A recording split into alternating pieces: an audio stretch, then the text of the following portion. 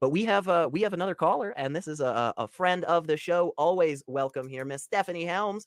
Her from Maine is giving us a call. Hey, Stephanie, you were on Let's Talk with Eric and Secular Rarity. What's up, girl? What's up? Hey, SR. Hey, Eric. How are you doing? This discussion of morality is rather fascinating. I have a few questions. Yeah, please. When it seems like the notion of morality being solely something that promotes social cohesion to be a bit of a fallacy.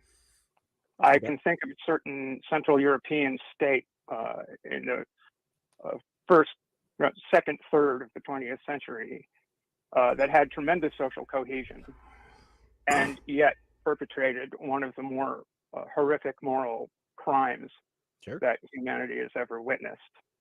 So I wonder if it isn't possibly the case that morality can stand aside from that and not be something that is predicated on the will of a majority, but rather on recognition of a violation of human rights. You see what I mean? Yeah, I think I do. And so please definitely just cut me off if I'm going down a totally wrong path. But yeah, and I do I think kind of what you were laying out is, something that kind of the camp that in general I'm planting my flag in.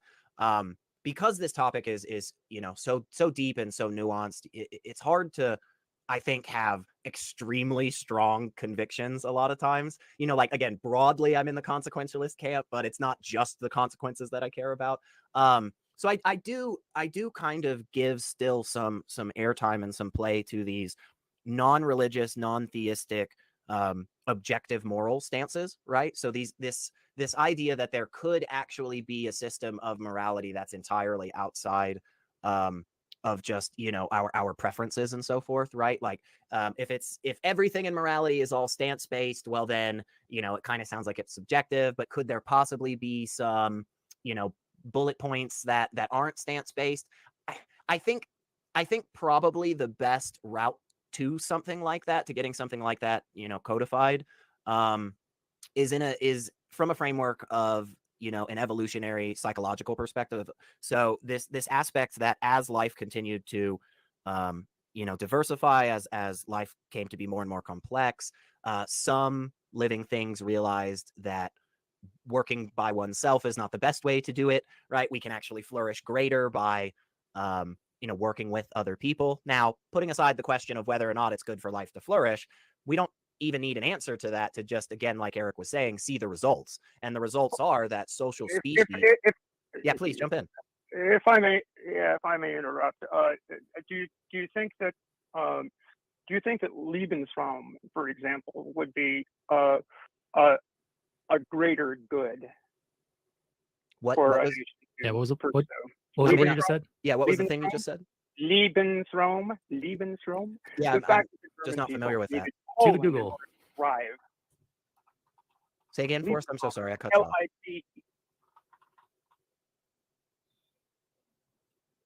It's the principle that the German people needed a living room is the literal translation of it. That they needed additional land, say that possessed by the Poles, in order to incorporate the full totality of the German people, in order for them to thrive, and therefore it was perfectly moral. Is that perfectly moral, do you think? Okay, so yeah, so I just went to the Holocaust Encyclopedia, which, by the way, I feel very comfortable saying this is probably a great organization, considering they are making sure we never forget and don't allow terrible things like that again. Anyway, so it sounds like this is very much in line with like the early United States Manifest Destiny thing, where it's very much like, we believe that we need more space to live, and so we kick out all the people or slaughter them en masse. Yeah, I think something like that, I think a concept like this inherently goes against what we mean when we talk about morality, because it's But it was a fundamental morality for the people advocating for it. Oh, sure. I mean, they, again, like Eric said earlier, whole groups of people can be just flat wrong, right? I mean, it's absolutely possible for people to just be how do you incorrect. make that judgment?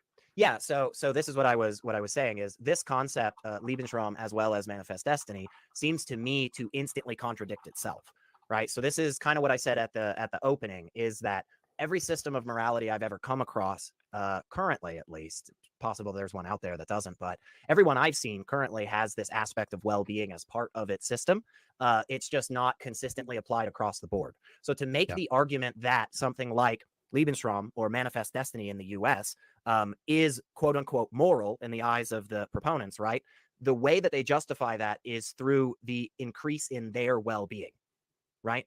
And they have no justification as to why they decrease the well-being of others, except for the simple fact that they want their well-being to be as maximal as possible. This is instantly contradictory because they then say, we don't care about the well-being of the other people involved in the system. Everybody has to play in that system, and it just contradicts itself immediately. Because it is at the expense of someone else's well-being, right? Would you agree with that? Yeah, I would. Yeah, I think that's a pretty succinct way of kind of saying, yeah, because this concept has at the forefront there that well-being is important, and then immediately in the application of this concept, it decreases the well-being of the people involved. I think that's a fair understanding. Yeah, and you and I have both heard this argument from theists that morality is grounded in the word of God. Now, pick your God. You can have different gods for different peoples. Indra probably has a different set of moral codes for the people of the Indian subcontinent, and Yahweh has a different set of codes for the people of Canaan.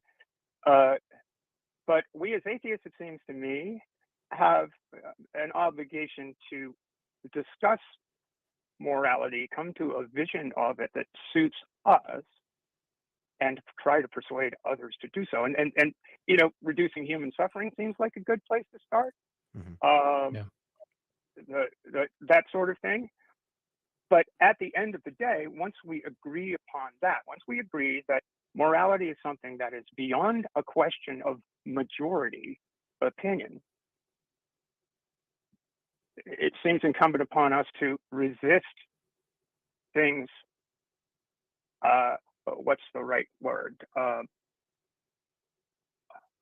Unsuited to human flourishing where it occurs. For instance, in that certain Central European state in the second third of the 20th century, in the American South, in Ohio, that has made it impossible for a 10-year-old to get an abortion by her, and would force her to carry her rapist child to term.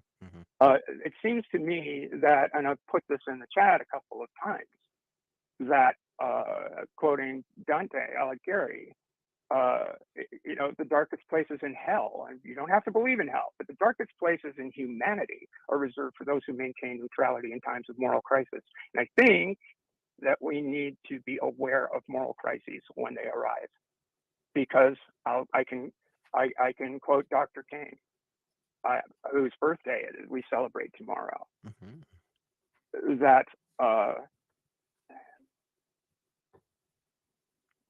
I'm trying to I want to get this right.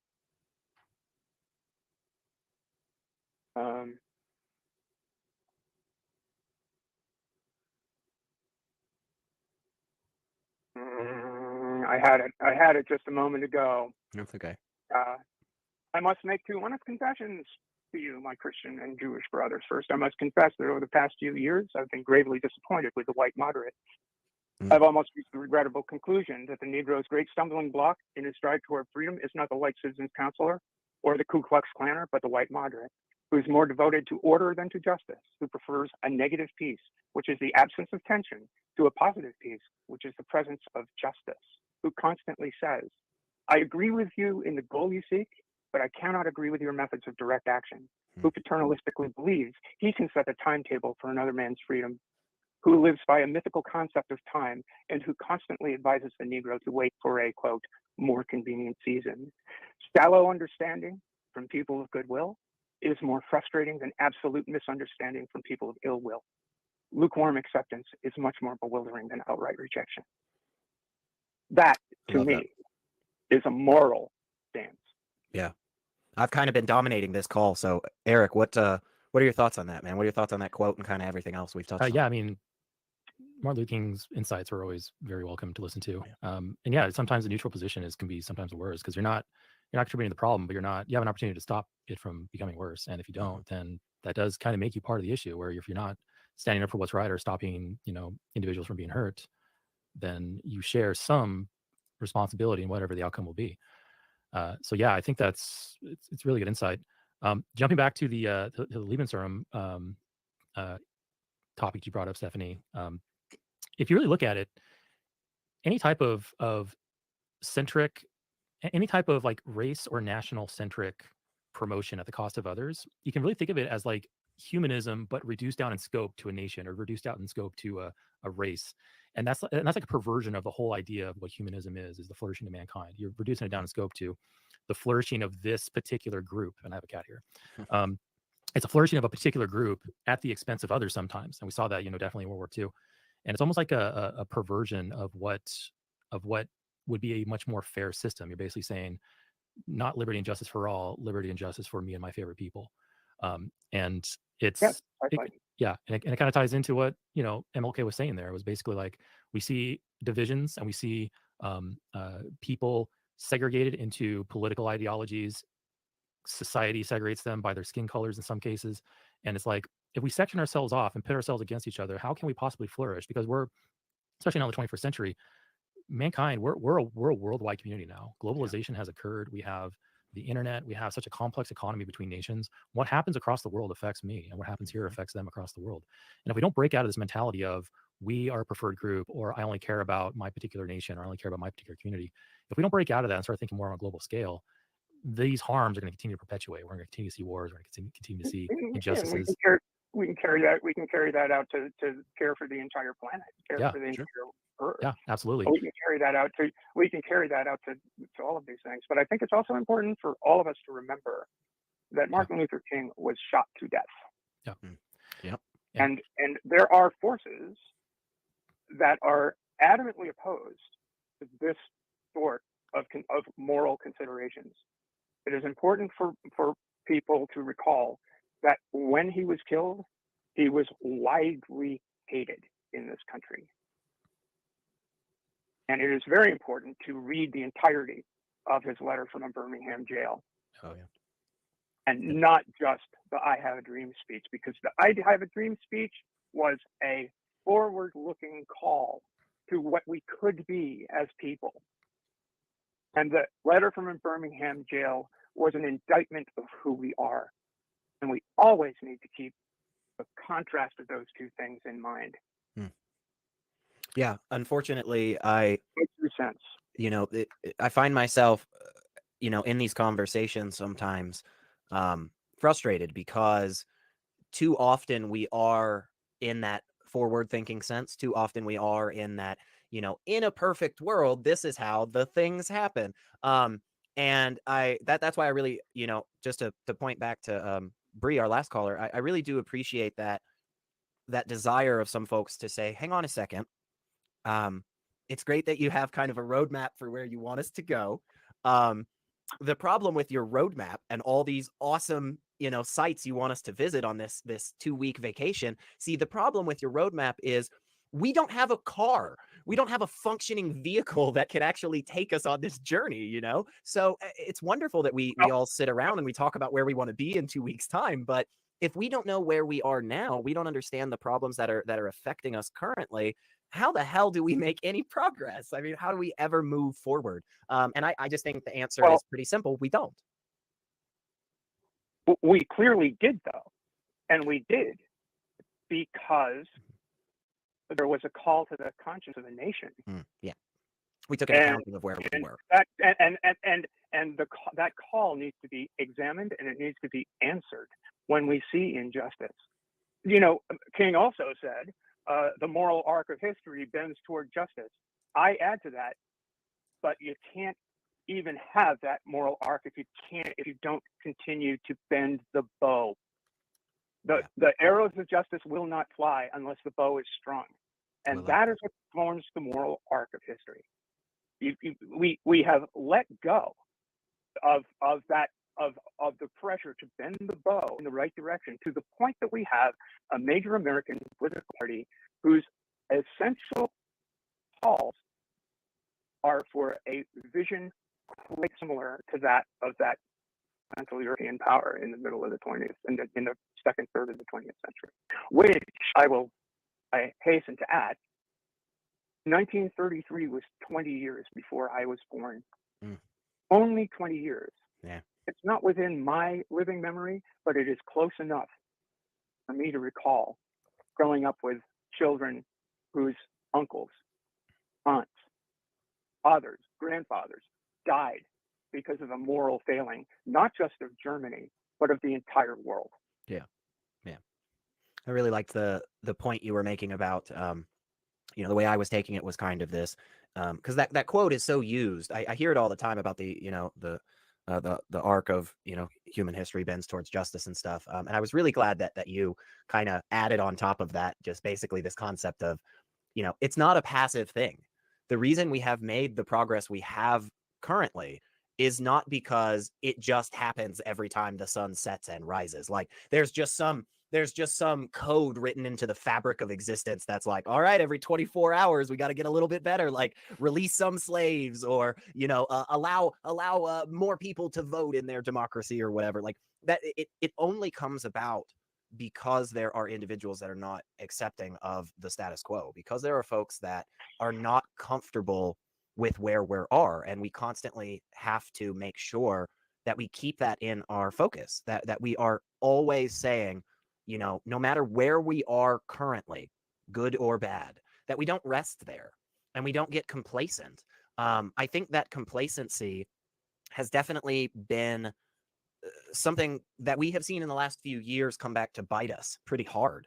And not just here in the US and in the South. I can, believe me, guys, I can spend hours talking about the crap in Tennessee, man. It's every single legislative session. It is like we are actively trying to make it a theocracy that criminalizes being gay or trans or black or poor. Like it's phenomenally vindictive and disgusting.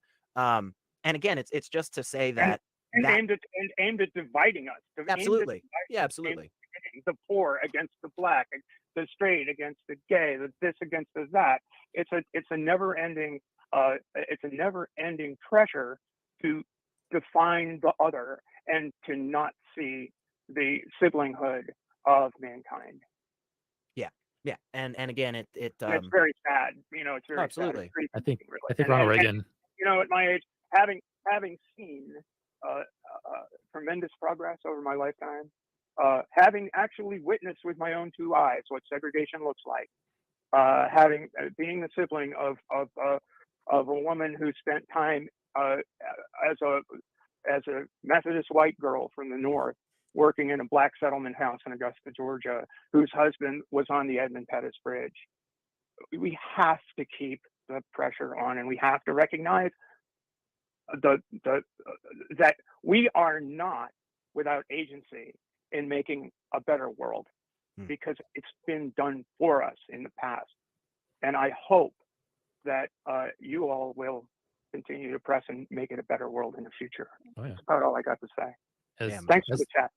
Yeah, thank you, Stephanie. Thanks, Eric, Stephanie. go ahead and please. Yeah, as loath as I am to invoke him, Ronald Reagan did make a really good point when he said that really the only thing that he yeah, well, he made a very good point at one time where he said that it almost feels like anything short of a hostile alien invasion, nothing short of that would unite mankind, or something along those lines. Like mankind would be united if we had some type of external threat. Well, I'm not saying I necessarily agree with it, but that would definitely fast track humanity to unity if there was some type of external threat. Short of that, the situation. That's the exact same thing. What let me you finish. need is an other. You're asking for. Can I finish my Stephanie? Can I finish my thought, please? Yeah. If aliens showed up on our doorstep, I'm willing to bet that mankind would unite fairly fast to confront that threat. maybe, maybe not. I could be wrong about that. But practically, if that were to happen, likely mankind would unite to face a threat. Short of that, in the reality we live in, it's a much more difficult struggle to get to treating mankind, the human race, as a family, as all of us in it together. And as Secular Rarity said earlier today, or earlier, it's an ebb and flow. It's 2 steps forward, 1 step back. We aren't going to wake up every day with improvements. We're going to have setbacks. We're going to have sometimes possibly decades of regression until finally cooler heads take over, or we see the damage that is caused and we go, okay, let's correct this and get going forward, which goes back to the beginning when I said that, hey, a moral system based off of what we've learned and our experiences takes time, and there's going to be mistakes to be made, and we're not in the best position that we are now. But hopefully, when you look at that chart from, like, 2,000 years ago to now, we're trending upwards in morality and flourishing. That's my whole point, is that we don't have some magical solution of an external threat to unite us like this. We have to fight for that the hard way, unfortunately, and that's the boat we're in. That was my point. You may not recall a cartoon called Pogo, but No. quite famously in one strip, Pogo says, "We have met the enemy, and he is us." So I just gently pushing back on the whole alien threat notion. Why should we initially suppose that the aliens are a threat? See, this is the point. This is the point I wanted to make. In the threat thing, you're assuming another. Yeah, I don't. Well, it's a hypothetical. Yeah, It's a yeah. hypothetical. I don't think Eric was saying just Right. because some aliens come to Earth, they are a threat. I think what No. he was saying is that if there somehow is this scenario that plays out where aliens show up to Earth and they are actively trying to exterminate all humanity, I think that was really where he was going. Not that exclusively they are. It has to be an external intelligent threat, because I see Hunting buying laptops talking about COVID didn't unite us, but that's kind of different. That's a viral strain. But no, an external intelligent threat would unite us fairly quick, but we don't have that to jumpstart worldwide unity. We have to work for it. That's what I'm saying. I guess my point here is that some of us see an external intelligent threat in our neighbors, because they are literally declaring that our being, our essence, should be exterminated, using precisely that language. So while you may not find a clear and present danger, some of your neighbors experience it every single day. Yeah, and I think Sure. that's where all three of us, I think, very much agree on the sense of this is why we cannot say, all right, done is done. We've fixed all the problems. We're done pushing for moral change and moral progress and human flourishing. We've got it. We flourished as much as we could. I think all three of us wholeheartedly agree that definitely is not the current case, and probably will never be the case, because, like you've brought up, Stephanie, there are these folks out there that no matter what day of the week or what month of what year it is, their whole MO is to eradicate a group of people out there, specifically to reduce the flourishing and increase the suffering of their fellow humans. And I agree wholeheartedly. This is why the three of us, I think, often are talking about this and fighting. I think the three of us would agree that that sort of thing is immoral. Oh yeah. The desire to eradicate another. Yeah, absolutely. I mean, 100%. And again, I definitely don't need a god or an external agent to tell me that. And B, I think if that were the case, and my reasoning for my conclusion was because of that, I think it would make it less moral. I really do. I think it is a more moral system to say the reason that I desire that is simply that. Again, yeah, sure, flourishing of humanity may be a subjective goal, but that's the goal I've picked, and now we can objectively evaluate whether or not our actions bring us closer or further away from that. And so, yeah, I don't have a problem sitting on that. If somebody wants to yell at me that atheists don't have grounding or an absolute moral system, honestly, I don't give a damn, because at the end of the day, I know what parts of my moral system do have that subjectivity, and I know what parts have that objectivity. And I think you just stack the numbers, just put them next to each other, side by side, and secular humanism or something similar to it always comes out on top. Yeah. And to those people, I would ask, what moral system would you prefer? Sure. I think Great question. I think what we all really need is a cat. We all need a cat. I That's just right. kicked mine That's off the right. desk. we can objectively say that cats are the most moral animals out there. I'm teasing. There's some arguments Yeah. on either side for that one. But For sure. but finish off my idea there. I would ask those individuals that criticize atheists for not having grounding for their morals. Mhm. I would ask them, what would they prefer? A well-grounded moral system that has very bad results for us, or a moral system that has unknown grounding, or maybe even no grounding, that has really good results I for like us? that. That's a Like, really good question. do you care about the grounding or do you care about the results? What's more important?